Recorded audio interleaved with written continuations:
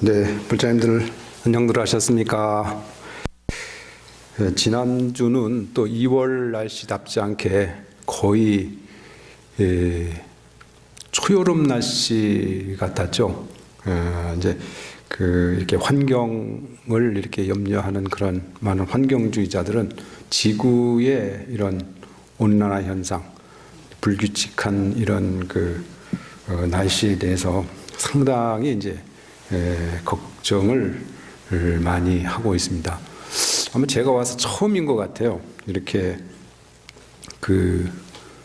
2월 달에 섭씨 한 15도, 16도 정도 올라가서 또 고마운 것은 그동안 막 쌓였던 눈들이 싹 녹아서 마치 봄이 온 듯한 그런 기분을 가져왔었습니다. 오늘은 이제 우리 부처님의 가르침을 이해하는데 이렇게 쭉 여러 경전이나 이제 불교에 관한 서적들 읽다 보니까 우리가 놓치고 있는 부분이 있더라고요. 그게 이제 뭐냐면 저쪽 남방 쪽에 붓다다사라는 스님께서 이렇게 부처님의 근본 가르침, 특히 이제 상좌부, 저쪽 동남아시아 전통이죠. 상좌부 전통을 이렇게 해설한 그 저서에서 우리가 접하는 일상 언어와 진리 언어, 이걸 구별을 해야 된다는 거예요. 보통 우리 이제 일상 언어와 진리 언어를 구분하지 못해서 불교 서적이나 경전을 읽다 보면은 이제 혼란하고 이제 바른 이렇게 가르침 이해하는데 여러 가지 장애가 있다. 그래서 오늘은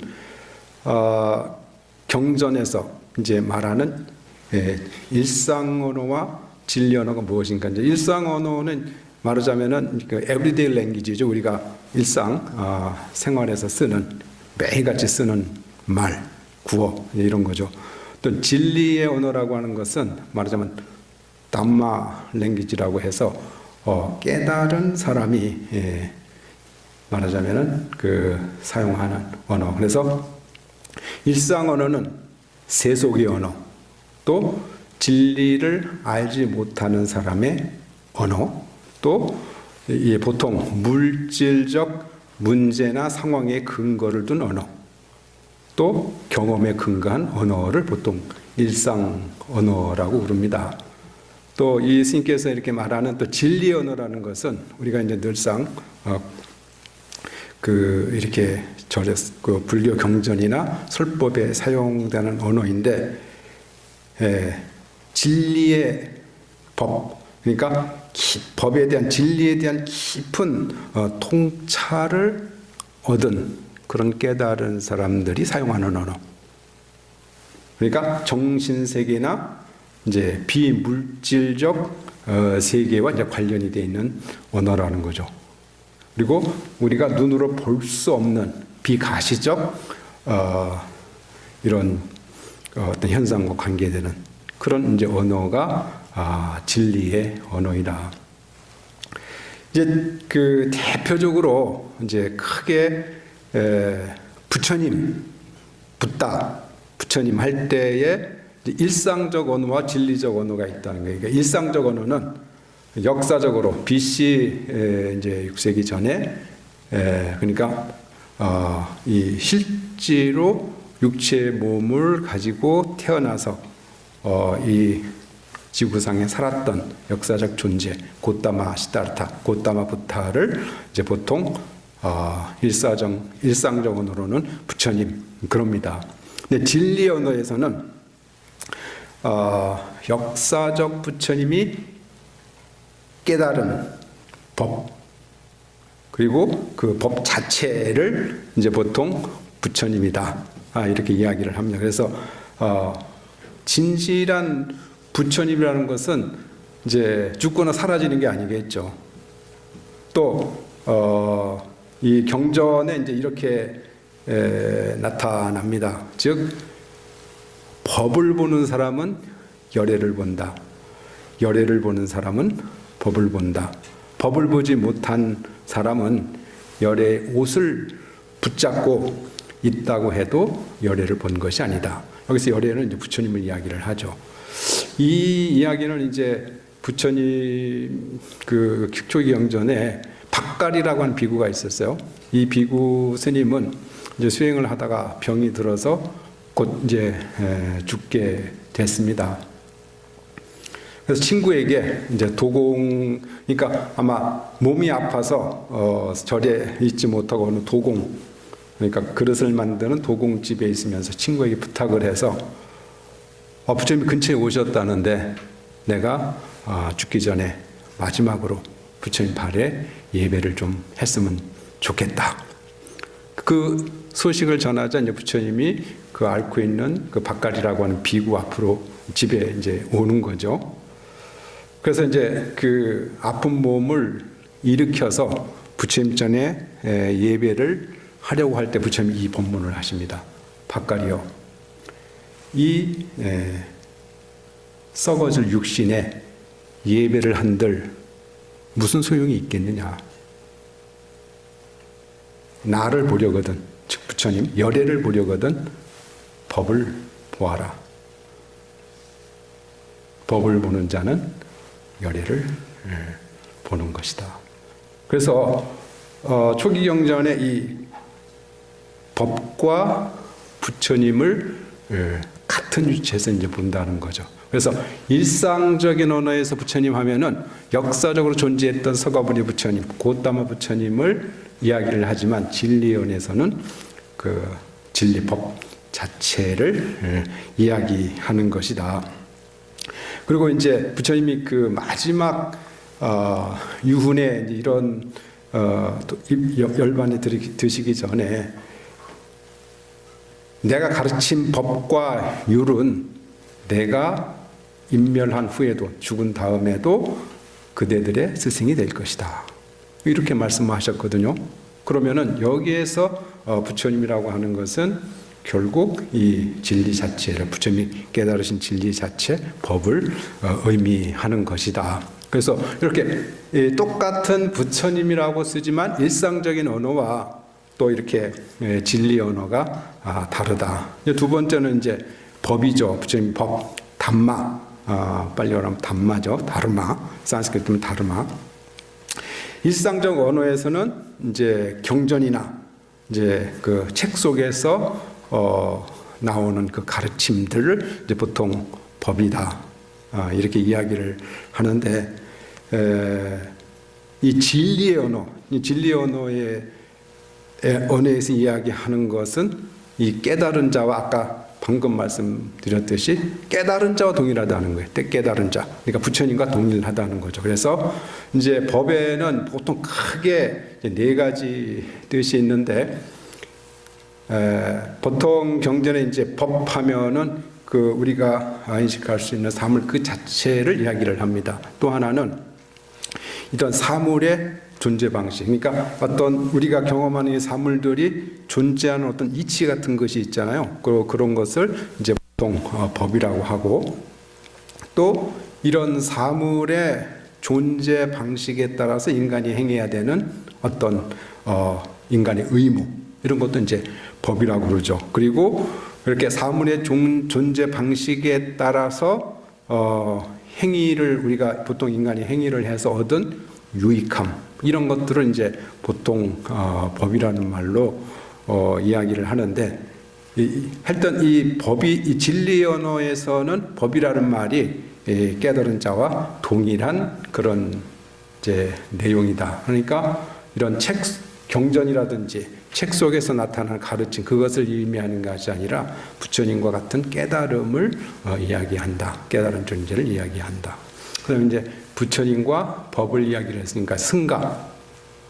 승가는 이제 보통 일상 언어에서는 이 가사장삼을 입은 어떤 그 스님들, 출가승들의 어떤 공동체, 그리고 제가, 승가와 제가의 공동체, 사람들이 모여있는 어떤 그런 집단을 이야기를 하는데, 진리의 언어에서는 이제 그 법 자체를 또 의미를 한다. 그래서 이 덕을 가진 그 수행자, 출가승이나 제가불자들의 덕을 가진 사람들의 마음속에 존재하는 이 높은 자질, 이것을 승이라고 한다. 그래서 수행을 하지 않는 그런 무리는 승가라고 하지 않죠. 화합을 하지 않는 무리는 승가라고 하지 않습니다. 그래서 승가는 이렇게 높은 그 덕을 이렇게 갖춘 그런 것들이 이제 우리 그 수행 공동체 안에 그 사람들 안에 내재해 있는 어떤 그런 자질을 승가라고 한다. 그래서 이제 보통 승가에는 이제 그 경전에는 네 가지 부류의 이제 그 승가가 나오죠. 제일 첫 번째는 수다원, 사다함, 아나함, 아라한. 그러니까 수다원은 이제 그 보통 금강경이나 초기경전에서 임유라고 해서 진리의 흐름에 들어온 그런 사람은 이제 수다원이라고 그러죠. 이제 사다함이라고 하는 그 어떤 그 정신적 자질을 가진 사람은 이 다시 한번 이 세상에 오는 그런 그 정신적 자질. 그리고 불환가는 다시 이 윤회의 흐름에 다시 오지 않는 그런 자질. 또 아라한가는 완전히 깨달음을 얻은 그런 어떤 정신적 자질을 가진 그런 분들을 이제 그런 분들이 어떤 자리를 승가라고 한다. 그러니까 이 용어들은 보면은 물질적인 거는 육체적인 것이 아니라 정신적에 관한 그런 이제 내용들이죠. 그래서 이 일상 언어와 이제 이렇게 그 진리 언어는 차이가 있습니다. 또 이제 종교라는 말도 이제 우리가 많이 사용을 하는데 이 붓다다사 스님께서는 종교했을 때에 종교라는 예를 들어 종교가 번창을 한다. 종교 번창을 한다 그러면은 뭐 절이 많이 생기고 탑이 많이 생기고 이렇게 가사장삼을 입은 가사를 입은 그런 출가승들이 많고 이것을 의미하는 게 아니라는 거죠. 진리언에서는 이렇게 승고하고 지고한 삶의 방식에 따라 사는 사람들, 또 법에 따라 사는 어떤 그런 사람들, 그리고 이렇게 뭐 처음도 중간도 끝도 좋은 그런 법을 설하는 그런 어떤 가르침이 있는 그런 것을 이제 종교라고 하고, 그렇게 번창하는 것을 종교가 번창을 한다. 이렇게 말을 한다는 거죠.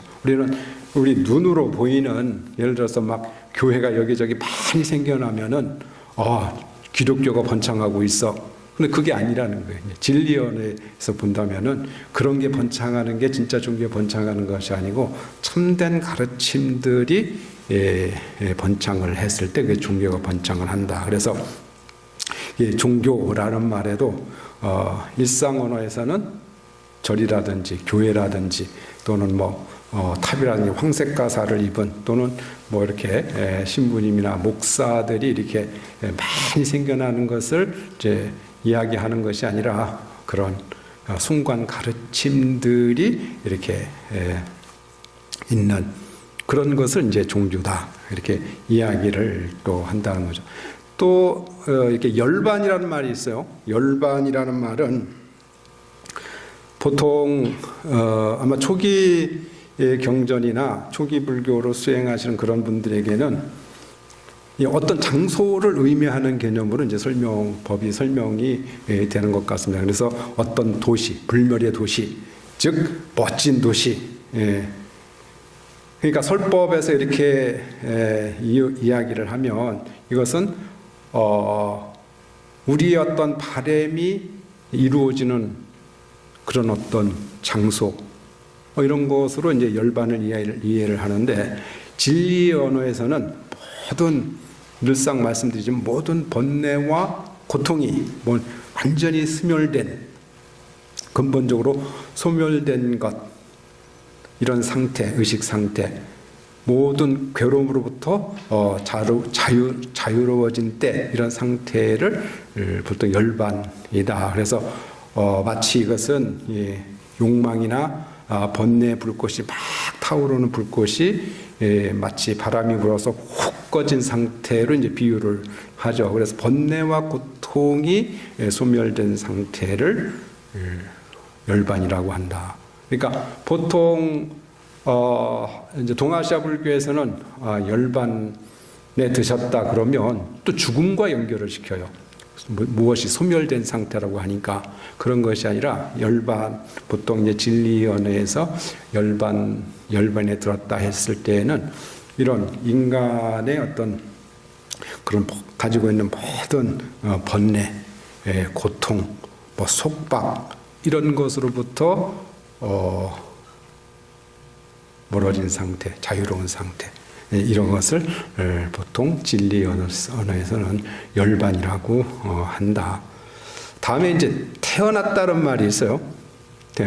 보통 이제 부처님께서 생로병사의 문제를 해결하기 위해서 출가를 하셨다.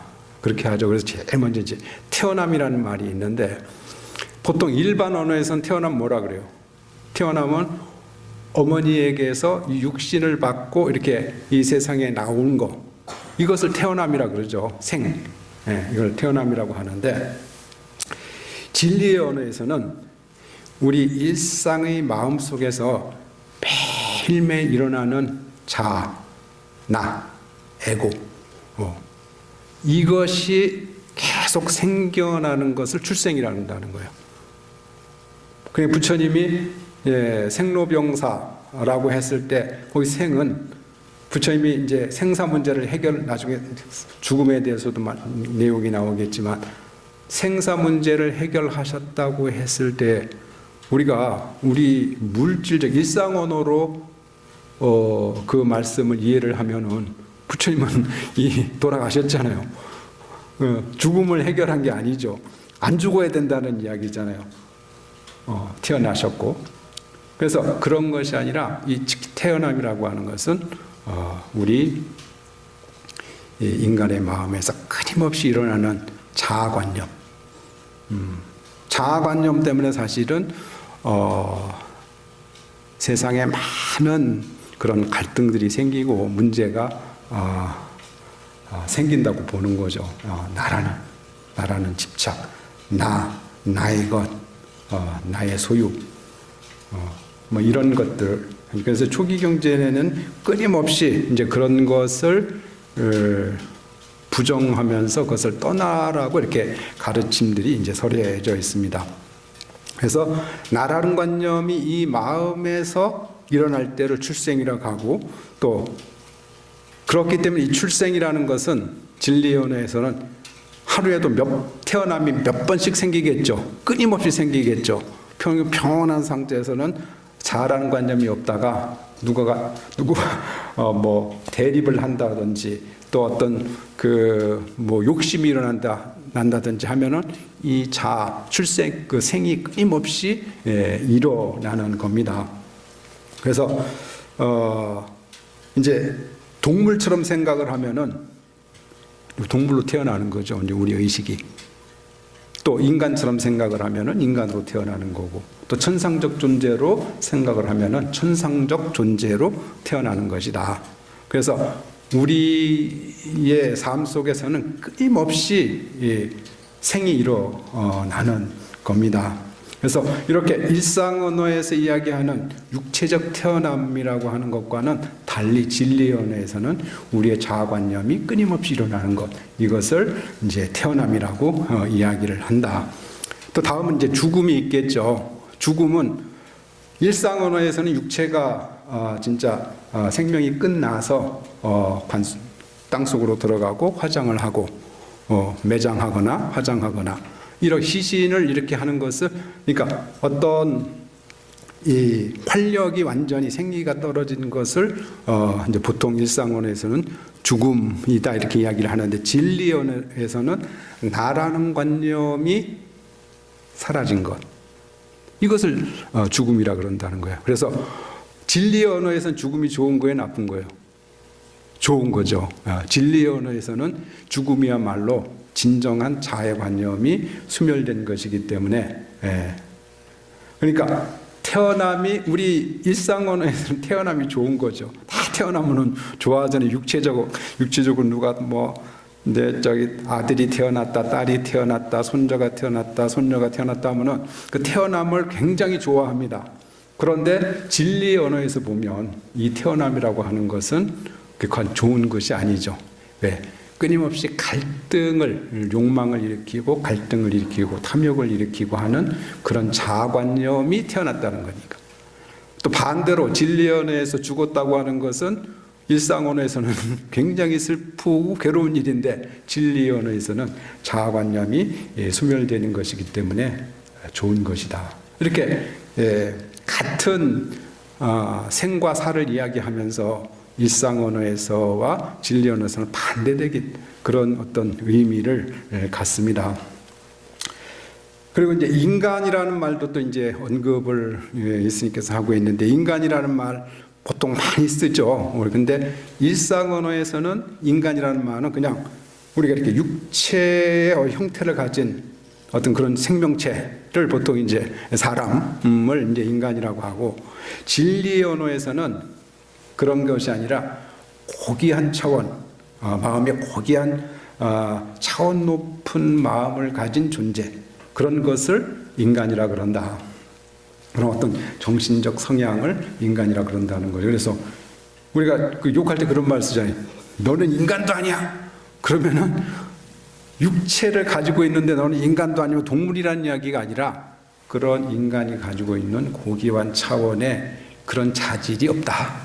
이런 의미겠죠. 그래서 일상 언어에서 이야기하는 인간과 또 진리 언어에서 이야기하는 인간이라는 말이 이렇게 차이가 있다. 또 이제 경전에도 그렇고 이제 보통 우리 불교의 어떤 가르침 안에는 신이라는 말을 이제 많이 쓰죠. 그 빨리어는 데바타라고 그러거든요. 데바타. 이 신적인 존재는 그 일상 언어에서는 이제 어떤 그 우리보다 좀 뛰어난 능력을 가진 천상적 존재, 창조력을 가진 천상적 존재를 보통 신이라고 이야기하는데, 진리의 언어에서는 아주 깊고 신비로운 힘, 깊고 인간이 가지고 있는 신비로운 힘, 그리고 개성이나 자아가 없는 비인격적인 힘을 이제 그 신이라고 이야기를 한다는 거예요. 그래서 이것은 아주 자유로운 것이고 이제 우리가 만질 수 없는 그런 어떤 힘을 보통 이제 진리 언어로는 신이라고 한다. 이것은 이제 사물의 존재 방식이라고 이야기하기도 하고요. 또 이것 사물의 존재를 일으키고 이제 창조하기 때문에 이런 사물들 안에 내재해 있는 그런 어떤 힘 같은 것을 보통 신이라고 이야기를 한다. 그래서 진리의 언어에서 쓰는 신과 우리 일상의 언어에서 쓰는 신이라는 말이 아주 차원이 다르다. 또 이제 악도라고 그러죠. 보통 인도 이제 그 사상에서는 인간 모든 생명이 죽고 태어나고 죽고 태어나고 하는 그 윤회 과정을 이제 보통 거친다고 이야기를 하는데, 6가지로 설정을 해놨죠. 천상, 인간, 지옥, 악이, 축생, 아수라. 그래서 이 4가지 지옥, 축생, 악이, 아수라, 이 4가지 악도라고 이야기를 합니다. 악도, 사악도, 삼악도 또는 사악도. 근데 보통 이 악도도 일상 언어에서는 우리가 실제로 이제 죽어서 좋지 않은 행위에 의해서 태어나는 어떤 그런 세계, 그 어떤 뭐 살과 피가 흐르는 어떤 그런 비천한 존재를 보통 이제 악도다 이야기를 하는데, 진리의 언어에서는 지옥 같은 경우는 이제 화로 인해서 생기는 괴로움의 상태, 또 축생은 어리석어서 저지르는 어떤 우리의 그 의식 상태. 이제 보통 그 축생하면은 뭐예요? 우리 인간과 다른 게 본능적으로 본능적으로 이렇게 삶을 꾸려 나가죠. 그래서 어리석음을 이제 축생이라고 부른다. 그리고 이 악의는 욕망을 바탕으로 해서 이제 야망을 일으키고 또 그로 인해서 고통을 받고 괴로워하면은 그게 이제 악의가 되는 거죠. 그런 상태를 이제 악이라고 그런다. 그래서 이런 보통 이제 그 사성제에서도 괴로움의 원인을 가래라고 이야기를 하는데, 가래 끊임없이 뭔가 이렇게 욕망을 일으키는 거죠.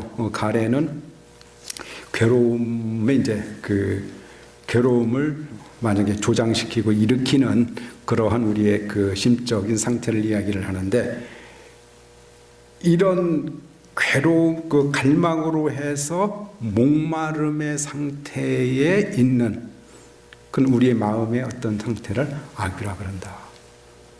보통 악이 하면은 어떻게 표현이 되냐면은 목구멍은 바늘구멍만한데 배는 뭐 말하자면 태산만 해가지고 무엇을 음식을 줘도 그 배를 채울 수 없는, 그래서 고통을 받는 존재라고 이야기를 하거든요. 그래서 우리 욕망이 너무 커서, 그렇죠? 욕망이 너무 커가지고 그 욕망을 충족시킬 수 있는 것은 이 우리 현상세계에 한정이 되어 있죠. 그런데 그 욕망이 커버리고 야망이 커버리면은 그것을 충족시키지 못해서 생기는 괴로움은 악이가 똑같은 것이다. 그래서 이 욕망을 바탕으로 해서 일으키는 어떤 우리 의식 상태를 보통 악이라 그런다. 그 다음에 아수라는 우리의 두려움, 인간의 마음 안에 있는 어떤 두려움. 이 아수라라고 하는 그 존재는 이제 보통은 싸움을 즐기는 그런 존재로 이제 묘사가 되는데, 보통 우리 아수라장이라고 이야기하잖아요. 이렇게 막 뭔가 그냥 엉망이 돼 있고 막 파괴돼 있고, 완전히 아수라장이네. 왜냐하면은 이 경전에는 어떻게 묘사가 되어 있느냐면은 이 아수라들의 끊임없이 싸워서 모든 것을 파괴해서 엉망으로 만들어 놓는 어떤 그런 신적 존재를 아수라라고 이야기를 합니다. 그래서 이 아수라 너무 비겁해서 자신을 잘 내보이지 않는 그런 존재라는 거예요. 갑자기 나타나가지고 어떤 생명체를 놀라게는 하는데 비겁해서 자기 자신을 그러니까 이런 어떤 우리 마음 속에 내재해 있는 어떤 이런 두려움, 이건 두려움 같은 건 우리가 잘 내보이려고 하지를 않죠. 그래서 이런 그 어떤 우리의 정신적 상태를 아수라라고 하고, 이 지옥악의 축생, 아수라, 이 사악도를 진리의 언어에서는 우리 비물질적, 우리가 눈에 볼 수 없는, 그리고 그런 정신적 상태로 이야기를 하는 것이다. 그리고 보통 이제 경전에는 깨어 있다는 말을 많이 하죠. 깨어 있다. 언젠가 어느 그 불자님이 저한테 와서 그런 질문을 해요. 스님, 깨어 있다는 말이 도대체 무슨 이야기입니까? 우리는 항상 잠을 자지 않고 있는 상태에서는 이렇게 깨어 있는데, 그래서 일상적 언어에서는 잠을 자지 않고 이렇게 눈을 떠 있는 상태를 깨어 있다라고 이야기를 하죠. 진리의 언어에서는 항상 알아차림, 주의 깊음, 또 완전히 인식하고 있는 어떤 정념의 상태를 깨어 있다, 이렇게 표현을 합니다. 진리의 언어로. 그래서 잠자고 있어도, 깨달은 사람은 육체적으로 잠을 자고 있어도 항상 깨어 있다고 이야기를 하는 게 일상적 언어에서 쓰는 깨어 있음과 진리 언어에서 쓰는 깨어 있음이 이렇게 언어적 차이가 있는 겁니다. 그 다음에 논일다라는 말이 경전에 이제 번역을 할 때 많이 나와요. 부처님이 이제 어느 동산에 논이실 때, 부처님도 노시나? 게임을 하고 막 운동을 하고 노시나? 그러니까 일상 언어에서는 게임을 하거나 운동을 해서 노는 것을 논다고 이렇게 표현을 하죠. 진리 언어에서는 이런 가르침 안에서 기뻐하는 것, 법에 대해서 즐거워하는 것, 즉 선정에 들어서 행복함을 즐기는 것을 진리 언어에서는 논다. 예, 완전히 차이가 있죠. 그래서 경전을 볼 때 이제 논다는 논인다 이런 표현을 쓸 때는 이런 의미로구나로 이제 이해를 해야 되겠죠. 이렇게 해서 이제 이 외에도 뭐 다른 여러 가지 이제 예를 들어서 뭐 그 업이란 말에도 일상 언어에서는 예를 들면 우리가 나가서 일을 해서 돈을 벌고 삶을 꾸려나가는 이것을 업이라고 하지만은 이제 수행의 진리 언어에서 이야기하는 것은 수행업처라 그래서 수행을 하는 이것을 이제 업이라고 그런다. 그래서 여러 가지 이렇게 일상적 언어와 진리 언어가 차이가 있고 중요한 것은 이런 이 일상적 언어와 진리의 언어를 깨달은 사람은 이제 잘 분간을 해서 사용을 한다는 거죠. 또 멈춘다는 말이 있는데 이 멈춘다는 말의 이제 이야기는 부처님이 이제 그 살인마 앙굴리말라를 제도하는 내용에서 나오죠. 이 앙굴리말라는 스승을 잘못 만나서 이 살인을 하게 됩니다. 100명의 사람의 손가락을 잘라서 말하자면 염주를 만들어 오라고 이제 시키죠. 그 이유는 그 앙굴리말라의 스승이 뛰어난 사람이었었는데 이제 아마 바라문 쪽에 부인이 있었던 것 같아요. 근데 앙굴리말라라는 사람이 너무 아마 잘생겼고 남자다웠는지 이 앙굴리말라 스승이 유혹을 하려고 그러죠.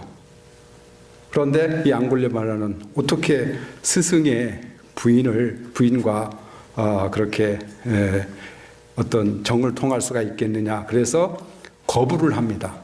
그러니까 그 부인이 이제 남편에게 반대로 이제 이야기를 하는 거죠. 저 앙굴리말라가 나를 욕보이려고 했다. 그러니까 자기 가장 아끼는 제자가 그렇게 했다고 하니까 부인 말을 듣고 나쁜 가르침을 주게 되는 거예요. 그래서 지금부터 밖에 나가서 사람을 죽이든지 어떻게 해서 108개의 그 손가락으로 염주를 만들어 오면은 마지막 비법을 가르쳐 주겠다. 그래서 이제 나가서 많은 사람을 죽이고 손가락으로 염주를 걸고 다니면서 이 앙굴리말라가 나타나기만 하면 모두 이제 숨는 거죠.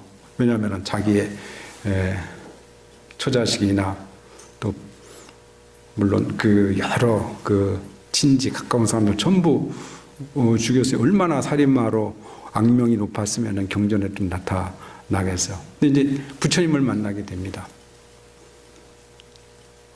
앙굴리말라가 있는 곳으로 부처님이 가니까 다 주변 사람이 다 말리죠. 아주 무시무시한 살인마가 있기 때문에 부처님 결국 거기 가셔서는 안 됩니다. 부처님 가시죠. 가니까 이 앙굴리말라가 멈추라 그래요. 사문이여 거기 멈춰라. 다른 사람 다 도망가는데 부처님은 그 살인마 쪽으로 가고 있거든요. 멈추라 그러는데 멈추지 않고 부처님께서 하신 말씀이 나는 항상 멈춰 있다. 멈추지 않은 것은 그대이다. 그러니까 앙굴리말라는 가만히 서 있고 부처님은 걸어가면서 당신은 멈춰 있고 앙굴리말라 그대가 멈춰 있지 않다고 이야기를 하니까 혼란이 오지 않겠어요. 그러니까 부처님은 나의 마음은 항상 누구를 해치려거나 괴롭히려고 하는 그 마음이 없기 때문에 나는 항상 멈춰 있다. 그대는 멈춰 있지만 항상 누구를 해치려고 하고 죽이려고 하는 마음, 그건 멈춰 있지 않는 것이다. 이렇게 반대로 이야기를 하고 된다고요. 그래서 멈춘다는 이야기도 이 진리의 언어에서는 뭔가 이렇게 남을 해치려고 하는 그런 마음들이 다 잠잠에 소멸되어 있는 그런 것을 멈춤이라고 이야기를 한다는 거죠. 실제로 멈춘다는 건 우리 육체가 가만히 있는 것을 멈추지만은 멈춘다고 의미를 하지만 이제 진리론에서는 우리 이 내적 정신적 상태를 이야기하는 것이다. 이렇게 경전을 이제 이해하고 부처님의 가르침, 진리의 언어를 올바로 이해를 해야만 우리 그 수행에도 도움이 되고 부처님의 가르침을 올바르게 이제 이해를 할 수 있는 것이다. 그래서 여러 이제 다른 내용들을 말씀드리기 전에 요거를 꼭 법회 시간에 우리 불자님들에게 한번 말씀을 해 드려야 되겠다 싶어서 오늘 설법 시간에 이제 일상 언어와 진리 언어 것을 말씀을 드렸습니다. 오늘 설법 이것으로 마치도록 하겠습니다.